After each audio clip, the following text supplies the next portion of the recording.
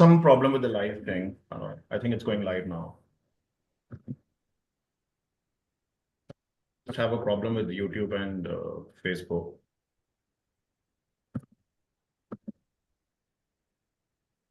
Okay, so we are live. Good morning, everyone. Welcome to our weekly session for CMAAO. The topic for today is sepsis management in India, what we learned in last 25 years. We are meeting of 8th of February 2025. If anybody wish to join this meeting, I would like to open this for public. They can join Zoom at 8188591157. I repeat, 8188591157. To talk about this topic, we have our distinguished guest, Dr. Yatin Mehta. He's joining in from Delhi, Haryana. He's a chairman for Institute of Critical Care and Anesthesia from Medanta, the Medicity, Gurgaon, one of the very prestigious hospital. He has over 40 years of experience as a distinguished expert in anesthesiology and critical care. He's a past president of SWAC ELSO. He's a president for Simulation Society India. He's a teacher for DNB and FNB for the last 20 years. He has more than 56 chapters in books, 390 publications, and approximately 650 presentations and conferences. He is author of 6 guidelines, has edited several books in critical care, textbooks, atlas, NCQs, pocket books for critical care, preventions of healthcare associated infections, MCQs and infections, disease for textbooks of critical care, and has many international publications in ICU sepsis. He has several awards for his contribution in the field, to this field. Medical Doctor for the year 2010. Vashit Chikitsa Ratan Award in 2012. Dronacharya Award in 2019. The Guardian of Health Award in 2021. Honorary Distinguished Fellow in 2023, and many other honors in his name. His area of interest is critical care medicine and cardiac anesthesia. Sir, over to you. We are pleased to have you here. Thank you, Saurabh, for a kind introduction, and indeed a pleasure to be here, and also to meet my friends from all over the world. I think sepsis is a problem which affects all of us, particularly more so in the developing countries, and bacteria has no borders. So I think this topic is relevant to everyone concerned. And now why next half an hour or so I'm going to talk about what are the things which have changed over the last few years and what has changed in India, which is relevant to the neighboring countries also. So it's a huge problem. Most of the time in public domain, you talk about myocardial infarction, strokes, cancer, trauma, but sepsis is going to kill more patients than all these things put together by year 2050. So you get about 50 million patients per year at the moment, out of which 1/4 will die. And I think the mortality has remained high over the years, despite advances in critical care, advances in sepsis management, newer antibiotics, and so on. For people who are interested in sepsis particularly, this is a very complex issue. The pro-inflammatory cytokines release their patient's own neutrophils and mast cells and monocytes and macrophages and dendritic cells get activated. So activated cells produce either pro-inflammatory cytokines or anti-inflammatory cytokines, and either depending on the balance of the two will be decided which way the patient is heading. There are microcirculatory issues, there are microthrombi which are found, and so on. So it is not the bug which itself kills directly the patient, it is body's own response which tilts the balance the wrong way. So as again, recuperating what I have been saying, coagulopathy, microcirculatory shock is a problem, perfusion, endothelial dysfunction, and glycocalyx getting affected is a serious problem. Because of that, there is vasoplegia, interstitial edema, there is metabolic derangement, lactacidosis, finally immunoparalysis, apoptosis, and death. So, what has happened over the last century or so, more than a century, beginning from 1860 of Louis Pasteur's germ theory, then Robert Koch postulates the causative organism, 1890. Then finally, you came in 2004, sorry, 2001, Rivers talked about early goal-directed therapy in septic shock, and Philip Dellinger talked about in 2004, the Surviving Sepsis campaign began, and the goal was to reduce the mortality of sepsis substantially. Then in 2008, you had the Corticus trial, demonstrated the utility of steroids. TRIS trial from Canada about blood transfusion and platelet transfusion and so on. And then you had the Process, Promise, and Arise travel, studies from different parts of the world. I'll talk about that a bit later. But they were all guiding the fluid therapy in sepsis and septic shock. And 2000 sepsis, you have the sepsis 3 definition, 16. It was redefined. And then the guidelines came finally. So these were the 2021 guideline committee from all over the world. These were the top leaders of the world.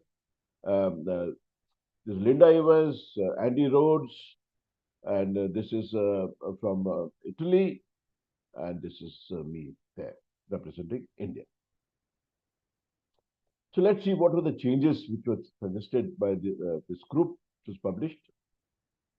So regarding beginning from screening, the patient arrives in the hospital, machine learning tools were recommended, and QSOFA as a screening tool can be used in the emergency, but not in the floors.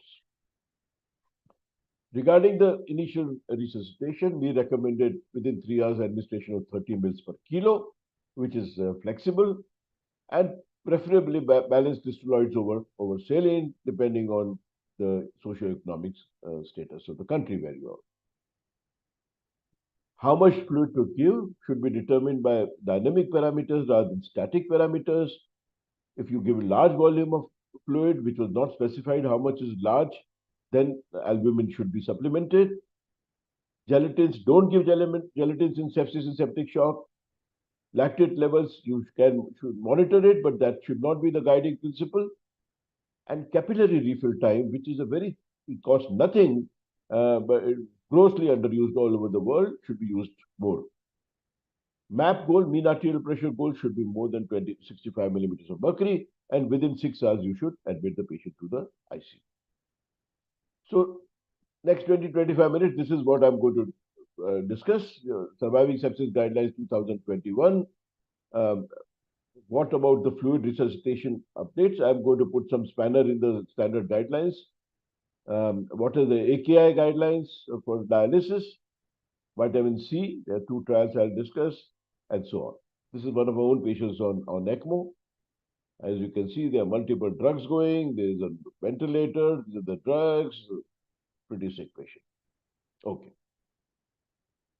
So there was now conventionally, restrictive fluid therapy is what is recommended in septic shock because too much of fluid can harm the patient. So liberal versus restrictive is what discussion has been going on. So this is a recent study, 2022, and here it was a stratified parallel group, open label, international RCT, and they concluded that it made no difference whether you give liberal fluid therapy or so. But there were a lot of weaknesses in the study. It was unblinded. The most common infection source was GI, which is not commonly done in the ICU. And the difference between the two groups was only 800 mils. So that really will not be able to show any significant difference. Then this was a paper published in NEJM 2023, supported by National Heart, Lung and Blood Institute, early restricted versus liberal fluid management for sepsis-induced hypotension. Again, among the patients with sepsis-induced hypotension, the restrictive fluid strategy did not result in significantly lower or higher mortality. Again, what were the weaknesses? It was an unblinded study, although it was randomized. It was a single country study. The study was stopped earlier. Patients were not very sick, and no dynamic methods for fluid resuscitation to assess the fluid responsiveness were done. And this was a paper from Brazil. Levia Mercado was the second author. Uh, and Brazil is similar to our developing countries in terms of socioeconomic status. So they compared a large study, multi-center, normal saline with the balanced salt solutions, because balanced salt solutions are a little more expensive than normal saline. And their conclusion was it did not significantly reduce 90-day mortality. But there were a lot of weaknesses in the study. Although it was a large, multi-center, randomized trial, but there was no intention to treat studied. Mortality was lower than expected. Patients were not that sick, as demonstrated by low SOFA and Apache scores. And medium volume of trial fluid administrators were low, and there was a crossover between the two fluids which were being studied. So it is really, again, equivocal conclusion. This was another paper in NEJM in 2022. And what they found, double-blind parallel group randomized control trial, they studied acute kidney injury. So no evidence that the risk of death or acute kidney injury among critically ill patients in the ICU was lower with the use of balanced salt solution. Again, see, we have to take it with a pinch of salt, because recruitment size was not very big. Fluids were not controlled or recorded outside of ICU. So the study stopped once the patient left the ICU. And alternate fluid may have been given to some of the patients, although it was a large randomized controlled trial. But I would like to point at this point of time, normal saline is not normal saline. It is abnormal saline. It contains 154 millimoles of per liter of sodium and same amount of chloride, which are both very high. So if you give too much of this fluid, there is hyperchloremic acidosis. Okay, so there is no denying the fact.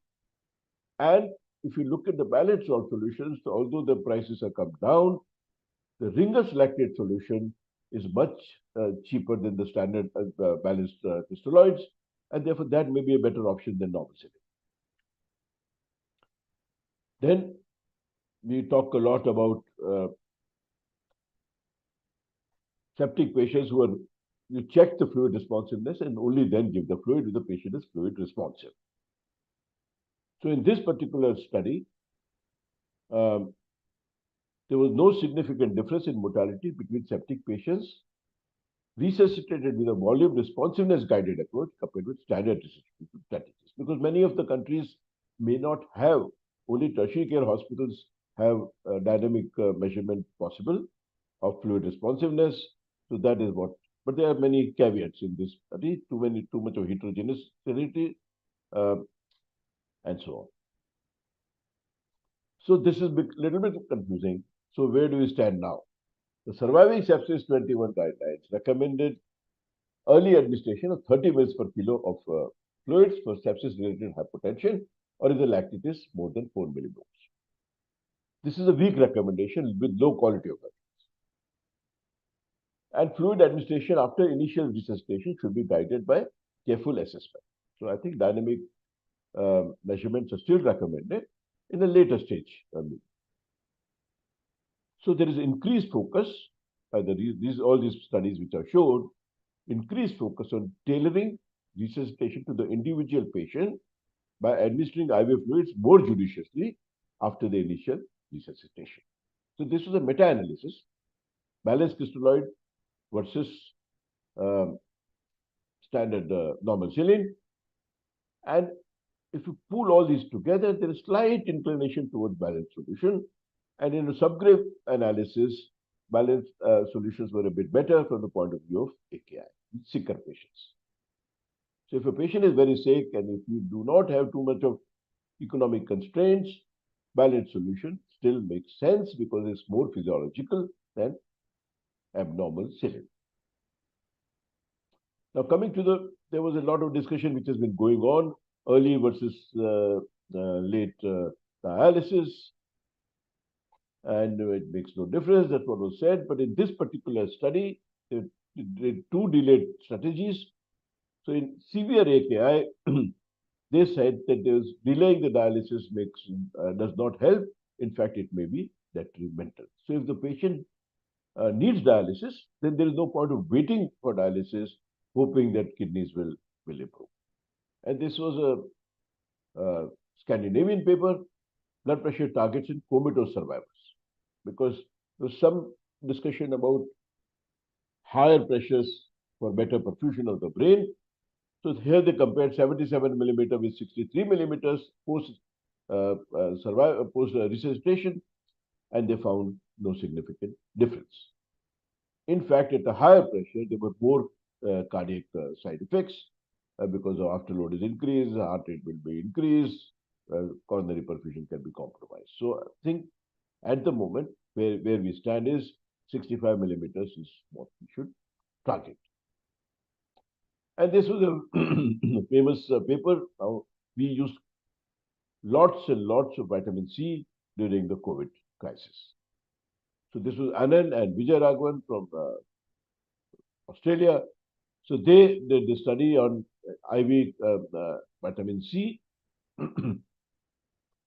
So they concluded in adults with sepsis receiving vasopressor therapy, the ICU, those who received IV vitamin C had a higher risk of death or persistent organ dysfunction at 28 days. So this is a negative study that they do not recommend usage of vitamin C. And this was another Victus trial. They compared the HAT therapy, that means thiamine, hydrocortisone, and ascorbic acid. And again, they found no difference between the vasopressor-free days and ventilator-free days, and so on. So at the moment where we stand is, vitamin C has really no significant role in sepsis and septic shock patients. Now, most of these patients, many of these patients, particularly those on the ventilator, would be sedated, and therefore propofol is the commonest agent being used because benzodiazepines like midazolam, they lead to higher incidence of delirious ICU psychosis. So this was a study which compared dexmedetomidine, which is a newer alpha-2 blocker, against propofol for sedation in mechanically ventilated patients. Normally at my center, we use dex when we are ready to wean the patient because patient does not get agitated and makes it easier to wean. But in this particular study, they found no difference in the outcomes when they compared propofol with dexmedetomidine. But again, for the people who have not used dex is a good drug, but it has some negative inotropic effect. So blood pressure does drop, with some degree of vasodilatation, and bradycardia. So I think one has to keep that in mind. Coming to my own country, and this is applicable to many of the neighboring countries, what are the challenges in this country? If you see, blue is where the incidence of AMR is high, sepsis is high.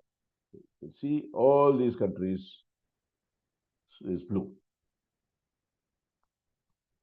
Dark blue is even higher, but dark blue is only in sub-Saharan Africa and Western Africa. So our incidence in Asia is pretty high. So this was an Indian paper, which we published just recently, 24. And this is a large study, more than 1,000 patients we studied who met the sepsis 3 definition.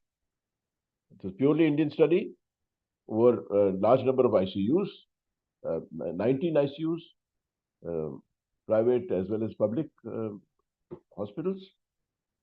And we found about 65% were gram-negative sepsis. And the rest were gram-negative, gram-positive. Acinetobacter was 11%, Klebsiella was 35%. Klebsiella is a rising threat in India, and I'm sure it's in the neighboring countries also. Tropical infections were not very high, and the mortality in septic shock was higher, 50%, but in sepsis was 25%, which is comparable to the Western data. So what are the challenges which we are facing in this country? Well, infrastructure. Tertiary care hospitals, private ones are very good. Public hospitals are overcrowded, undermanned, under-equipped. Antimicrobial resistance is a rising challenge with high incidence not only of sepsis, but AMR.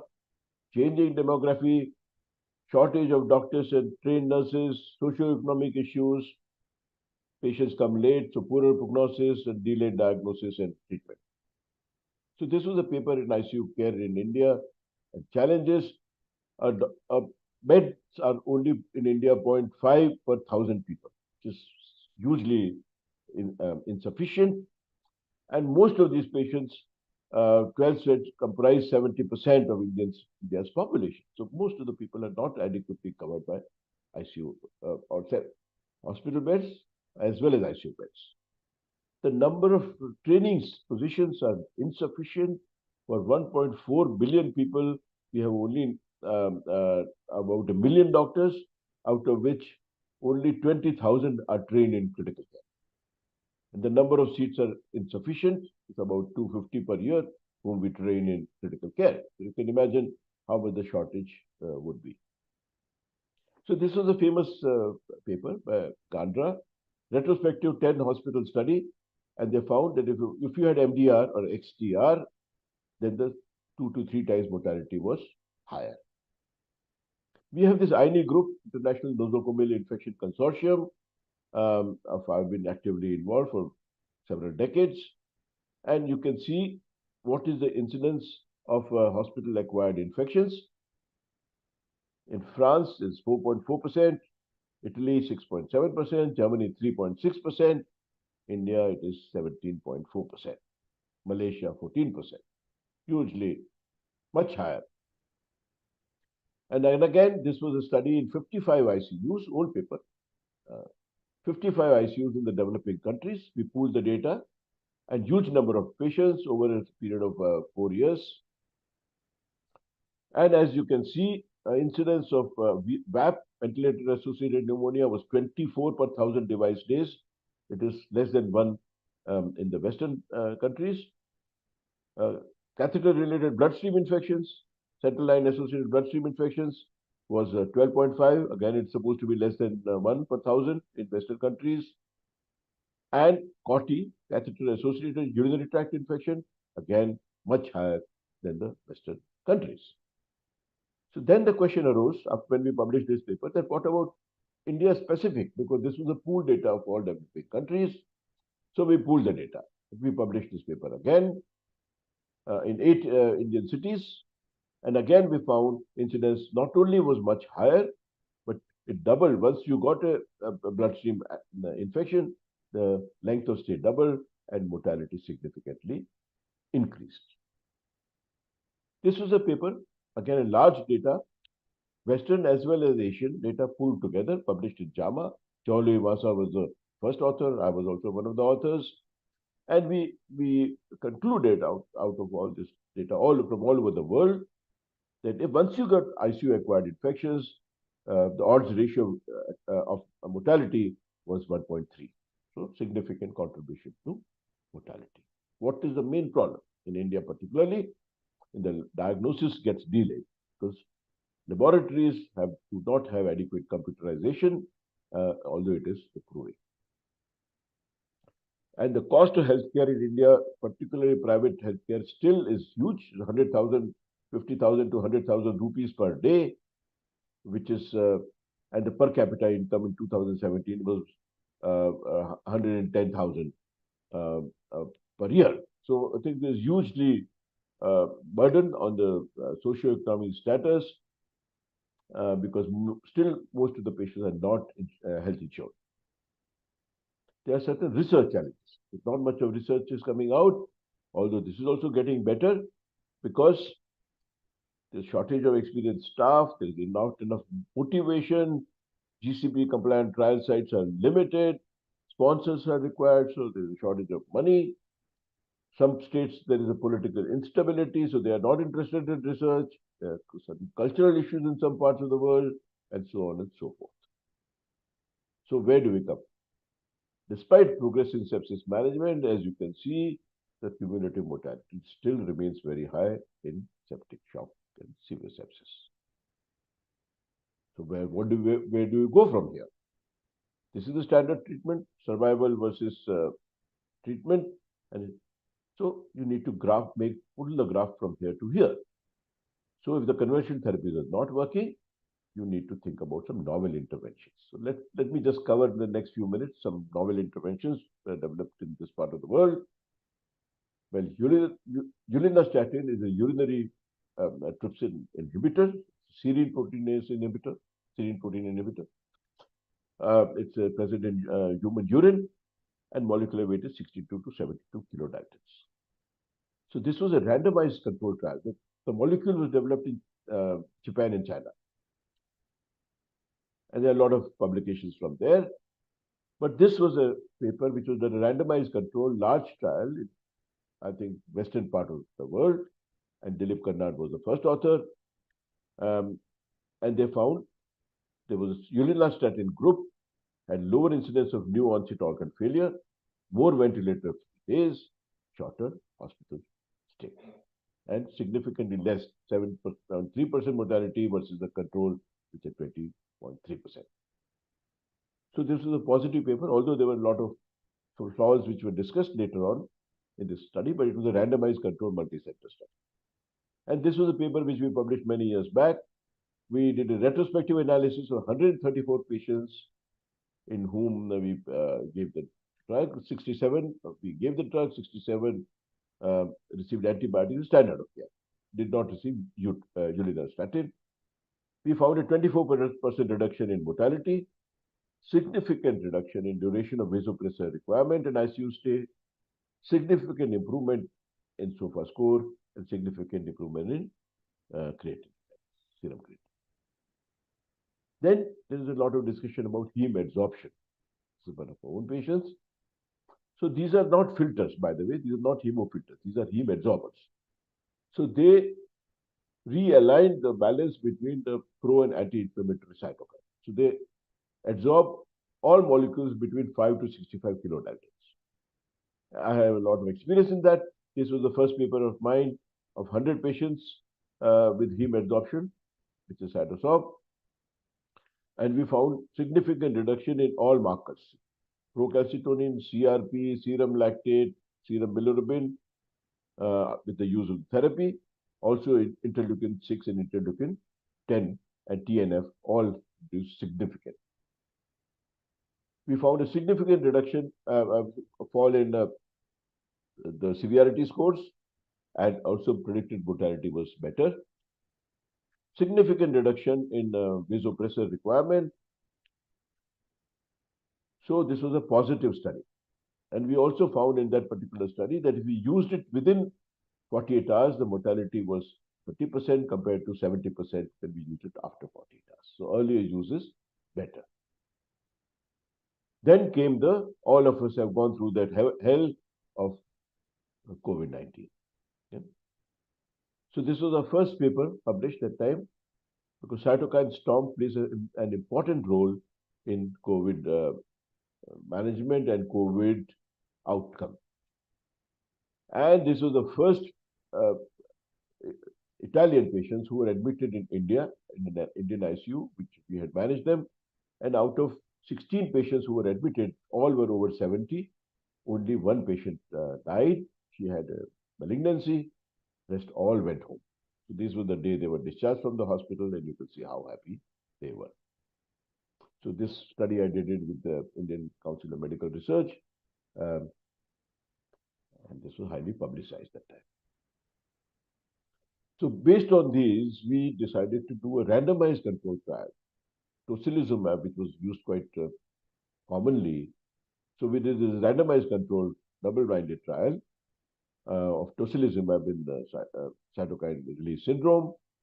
And again, in the pooled analysis, we did not find any significant difference, but in subgroup analysis, we found it to be useful in severe COVID-19. Then there is a new molecule, Mycobacterium W. It's a non-pathogenic mycobacterium. It is generates strong T helper cell response, suppresses the cytokine, so poly-TLR antagonistic activity, activates the macrophages, T cell proliferation, and genetic expression modulation. And it does attenuate the sepsis response with faster killing of organisms. But one problem with this molecule was that it was given 3 intradermal injections. So that was a little painful for the patient. So we published this paper in Lung India. We gave it IV, 0.6 ml, and there was no problems. So now we've started routinely using IV. Then you talk about dynamic response to check the fluid responsiveness of the patient. And some of the dynamic response measurements are quite expensive to use. So particularly in the developing countries. So this was a paper by Sheila Nanan Mehta and Jean-Louis Tabol, also was a member, Javier Monet. These are all big names in hemodynamic management in sepsis. So what they did was, in this particular study, patients already on ventilator, they gave a tidal volume challenge. So they increase the tidal volume from 6 ml per kilo to 8 ml per kilo to 10 ml per kilo, and then reduce it and graded this thing. And they saw the changes in PPV and SVV, and they found this corroborated very well with fluid responsiveness. And this is a cheap methodology. You're not taking off the PEEP also. So I think this works quite well. Then certain new antibiotics have come out of India, and this was a levoleucidophloxacin, which is also available orally and IV. And we published this paper, and it's very good, effective against all gram-positive bugs and certain anaerobic bugs also, including effectiveness against MRSA. So we found it a very useful drug. I use it quite a bit. And thymosin alpha is another immunomodulator. A lot of papers from China and a lot of positive papers. If you see most of the papers of ulinostatin, they have used it along with thymosin alpha. So Indian Council of Medical Research is now participating a lot in improving the healthcare in India. They're coming out with a lot of data, a lot of guidelines and recommendations. So it's playing an important role in India. So what are the potentials for future management? Early prediction and diagnosis of sepsis is very important. Better categorization of disease stage, the phenotype, better drug delivery methods, and newer antibiotics. So early prediction and diagnosis, AI is going to play an important role. Nanotechnology-based diagnostics are coming, and use of combination of panels for biomarkers. Precision medicine is where we all are heading. Every patient is different. You need to put them into a correct phenotype, and then you decide which medication or how to give. The standard of care will be changed accordingly. So antimicrobial stewardship plays an important role. Particularly, misuse of antibiotics is very common in this part of the world. Prediction of organ dysfunction, that means early markers of AKI, allocation of hospital resources, diagnosis, and severity become important. So thank you very much for your attention, and I'm quite happy to answer any questions. Thank you, Dr. Jatin. Dr. Yatin Mehta, thank you so much. I think we can just close the presentation so that we can just see the screens. Dr. Chong, would you like to take it over? Thank you, Dr. Mehta, for your interesting presentation on sepsis management. I just have a question to ask. I also remember that recently there's been a lot of talk about IV thiamine in ICU care. And I also like the fact that you highlighted IV albumin. One of my favorite tricks is to always try to push the albumin level of my patients who are in hospital, obviously, low albumin, to about 4 grams per liter. Any thoughts on thiamine and albumin? Thank you. See, regarding thiamine, yes, there have been a few papers which have shown thiamine deficiency in patients in the ICU. But the HAT paper which I showed was a negative paper, although that was a combination of 3 drugs. So yes, if the thiamine levels are low, if the patient has CLD and so on, which are likely to lead to thiamine deficiency, thiamine may help. Another thing which is coming up is vitamin D. A significant number of patients in the ICU are vitamin D deficient. So I think it is a good idea now to start measuring them at least and then give the replacement if necessary. Regarding albumin, yes, I've been to Singapore many times. I know you do not have any financial constraints there, but yes, that is a consideration. And this little hesitant recommendation for albumin was put in the surviving sepsis guidelines, considering the socio-economic status of the whole world. So there are constraints there. But yes, if there are no constraints, albumin should be maintained at a higher than 3 at least. 3 is the normal cutoff, particularly if the patient is malnourished. Although nourishment status is not guided by albumin levels, that which is the recommendation of ESMID and all the other bodies. But yes, if the patient is giving too much of fluid, or if the patient is hypotensive, or if the patient is hypoalbuminemic, it's a good idea to replace that. I find sometimes I found some, okay, not my ICU patients, but sometimes I've been asked to see, some ICU patients by relatives or something informally. Yeah. And I find there's actually a lot of fluid overload. I find that especially older patients, we have quite a lot of elderly patients in Singapore, the aging problem, And I find that actually fluid management in elderly is sometimes a little bit too cavalier, right? They overload the patient quite a bit. Or what are your thoughts? Absolutely, I agree with you. Several papers have shown that positive fluid balance not only increases the mortality in the ICU, but also leads to more organ dysfunction.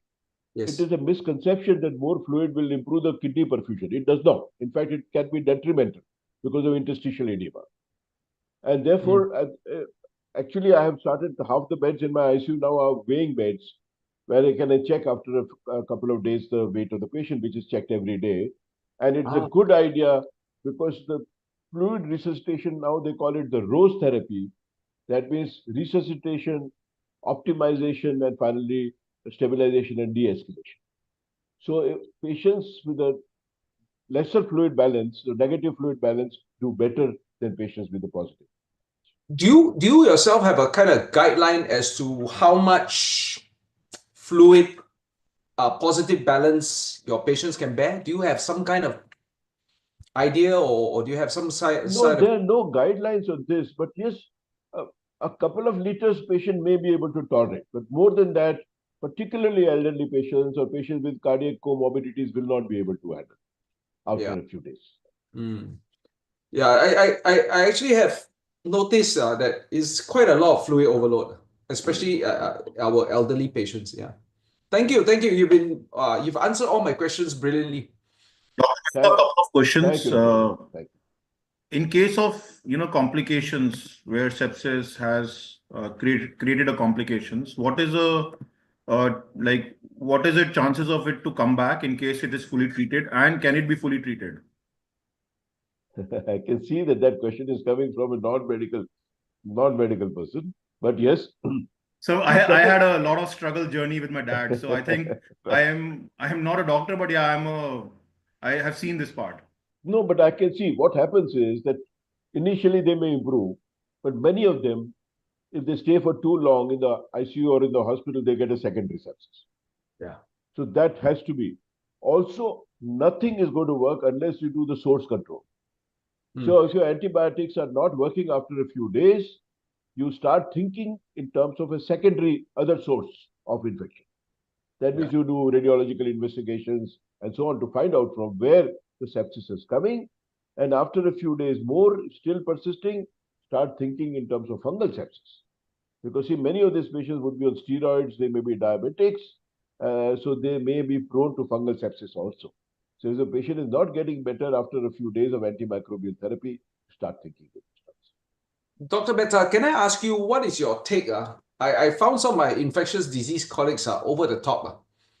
They keep throwing antibiotics of all kinds at the patient. I don't know. It seems like there is no strategy. At times I find my ID colleagues, I don't know what they're doing. I make sure I have good ID guys that I find they have principles. But a lot of them sometimes they're just throwing darts at the board. And what are your thoughts?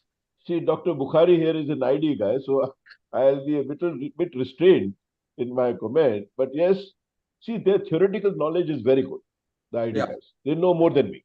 Yes. But they sometimes do not look at the patient holistically.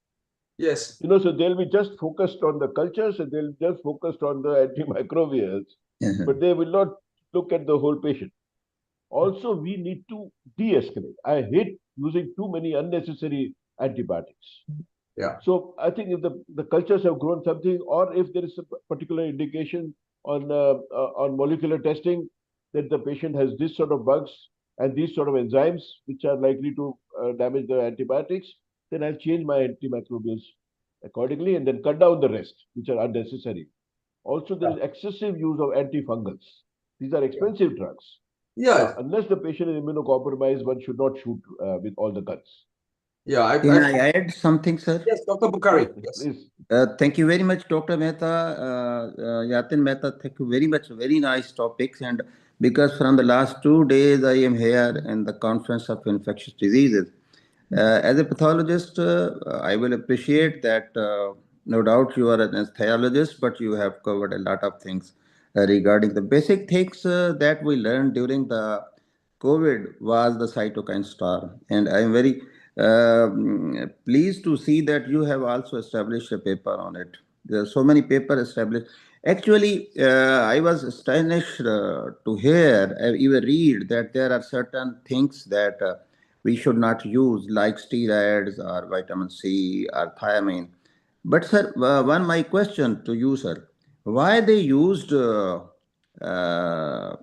steroid during the cytokine storm to stop the cytokine storm? I think it was not cytokine storm; it was the vasodestruction that was saved by the steroids. Why they used it and how it was effective during the that COVID time? See, for COVID-19, uh, steroids are still recommended. Yes. So I think that is the standard of therapy. There's a large study, British study, which was a multi-center study, which established the benefit of steroids. But yes, there was certain standardized dose which had to be used. Do not exceed the doses, because if you give too high doses, like sometimes in the developing countries, I found they gave 30 milligram per kilo of methyl prednisolone, and that will certainly lead the patient to have a secondary either bacterial or fungal sepsis. So a lot of patients died during COVID because of secondary sepsis. Thank you, sir. Another thing was that, sir, before that we treat the sepsis, and it is very important that prevent the patient going in the septic, because the septic or the septic shock, as the Dr. Chong was saying, is not only due to the bacteria, but it can be due to fungus, it can be due to parasite, it can be due to viruses. So the basic important thing that in India and Pakistan, due to population, due to poverty, due to publics, it is very, very important to prevent the patients to going. Absolutely. We should prevent the factor. We should concentrate on the factors like you described in a chart. There are antibiotic resistance, there is poverty, there is all things.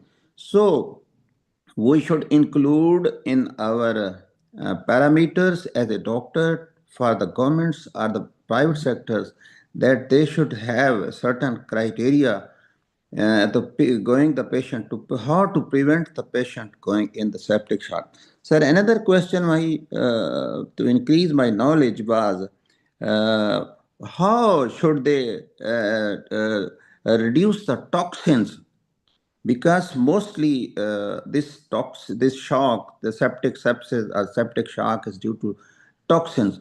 What should we do other than this fluid or other than this antibiotic or some, what should we do to reduce the toxins like endotoxin or excess toxin shocks? See, endotoxin are basically gram-negative toxins Yes, which are yes, sir. released Yes, from sir. the gut. Yes, yes, sir. Yes, sir. So, a certain heme absorber has been used, Torre filter, although the recommendation was against Torre but it does reduce the endotoxins. But yes, if you have you cannot use it blindly. It's an expensive modality. You need to measure the endotoxin levels, and if it is more than 0.9, only then it is going to be effective. Less than 0.9, it's not going to be effective. So I don't waste your resources on that. For gram-positive sepsis, staphylococcal exotoxins, the cytosol adsorber also has been used. Also, some people do use immunoglobulins, but again, the evidence is a little mixed, so I can't really say. But yes, if you're in a corner, you may use them. Thank you, sir. Thank you so much, sir. Thank you. Nice topic. Thank you, Saurabh. And one question, one answer to Mr. Saurabh. You are doctor of doctor. Because Thank you. actually, I don't think I am actually privileged to the get early diagnosis and early management, any type of this can save the life of the patient. Absolutely. Sir, in fact, I would be very, I would like to make a point that home management of any disease is very, very important. Whether you're a doctor or a non-doctor, I think a very presence of mind, and if you are able to diagnose things in advance, I think a lot of doctors can get a support. Otherwise, even if you're good at last stage or probably at a mid stage, even doctors have a very limitation. But if you can do a home management, and if you can be very smart enough to contact a doctor at the time when it's really important, is very, very crucial stage, what we say. So thank you, Saurabh. I think I'll now Yes, go and sir. do some work. Thank you. Yes. Thank you, Dr. Mehta. Thank you very much. Thank you, Dr. everybody. Mehta. I think it was very, very Thank encouraging you. for us to have you here. Pleasure. Yeah, very thank much. you. And we hope to see you again soon. Thank you very much. Thank you.